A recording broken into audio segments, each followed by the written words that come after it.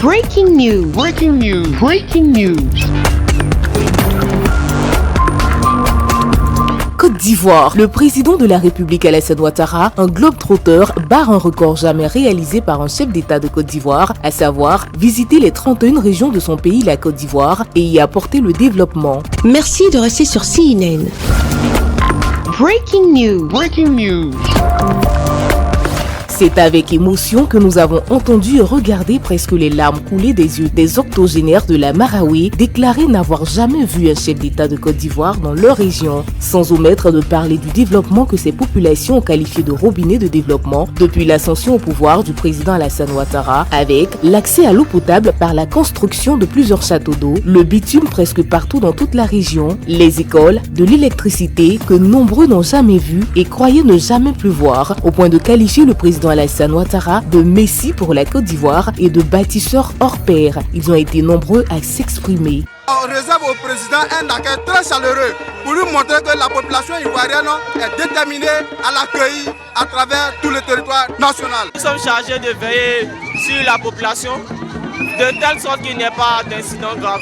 Toute la Marawi comme un seul homme a accueilli le chef de l'État Alassane Ouattara et tout le gouvernement conduit par le Premier ministre Ahmed Bakayoko pour cette visite d'État qui est considérée d'historique pour tous les ressortissants de la Marawi de voir se tenir un conseil de ministres dans leur région. Historique de voir le président Alassane Ouattara séjourner pendant 3 jours du 23 au 26 septembre 2020. Ces populations de la Marawi se croyaient oubliées, mais c'était mal connaître le président Alassane Ouattara qui fait ce qu'il dit et ne dit que ce qu'il fera. Ce que Ado dit, Ado fait. Ce que Ado dit, Ado fait. La Marawi se sent très honorée et les élus et cadres n'ont pas cessé de marteler que c'est pour la première fois qu'un président de la République se rend dans leur région. Je porte ce costume-là pour venir rencontrer le président de la République. Sans lui réservant, c'est le Kudan Gouro. Beaucoup ne se souviennent pas.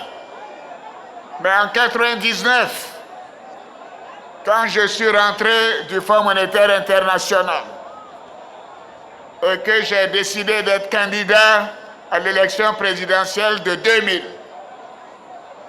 Bien évidemment, étant né à Dimokro, j'ai demandé à mon frère aîné, Feu Sinali Ouattara, d'aller chercher mon certificat de nationalité au tribunal de Dimokro. Il est allé le faire. Et il est tombé sur un jeune magistrat. Est-ce que vous savez comment il s'appelait ce jeune magistrat? Il s'appelait Zoro Bi Epiphane. Zoro Epiphane Balo était juge au tribunal de Dimokro. Et sa réputation de magistrat intègre, droit, un juge incorruptible avait été déjà établi. Regardant les documents, bien évidemment, il m'a donné mon certificat de nationalité. Oui. Et alors, qu'est-ce qu'il n'a pas vécu, Epiphane? Pour ceux qui sont des donneurs de leçons aujourd'hui, ces gens qui n'ont jamais respecté le droit ni la justice, ils ont pourchassé Epiphane. Epiphane a dû s'exiler d'abord au Burkina et ensuite en Belgique pendant des années parce que le pouvoir en place considérait qu'il ne devait pas donner à Alassane Ouattara son certificat de nationalité parce que il savait que si Alassane Ouattara était candidat en 2000, il aurait été président depuis 2000. Ils ont donc décidé d'annuler ce certificat de nationalité. Quelle honte! Si moi j'avais été comme les autres en 99, j'aurais dit non, je ne suis pas d'accord. Mais je n'ai rien dit. J'ai attendu le temps qu'il fallait pour me présenter à nouveau aux élections. C'est cela la démocratie. donc qui continuent leur désobéissance civile. Nous sommes au travail ici. Nous travaillons pour les Ivoiriens. Nous travaillons pour tous les Ivoiriens sans exception. Je voudrais donc profiter pour rassurer de nouveau nos compatriotes.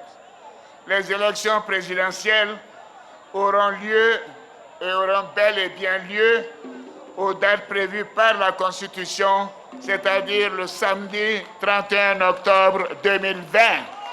Oui, vous pouvez me faire confiance. Vous pouvez me faire confiance. Toutes les dispositions sont prises pour que le scrutin se déroule de manière apaisée et transparente à l'image de 2015. Merci d'être sur CNN, la télévision autrement. Les programmes se poursuivent. Retrouvez en ligne toute l'info en continu sur C-Web Info, 100% info, non-stop.